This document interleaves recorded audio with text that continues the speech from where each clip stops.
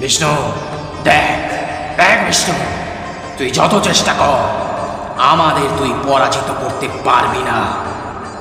তবে তুই আমাদের সাথে যুদ্ধ করে এতকাল যাবৎ আমাদের মনোরঞ্জন করেছিস, তাই আমরা তোমায় এক বর দিতে চাই।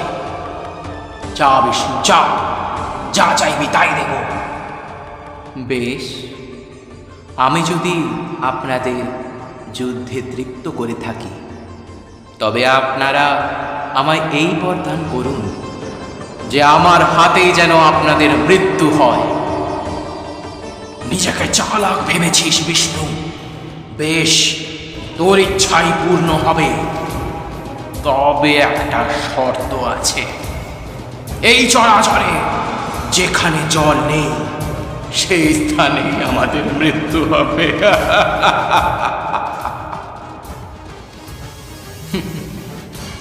বেশ, তথাস্তু।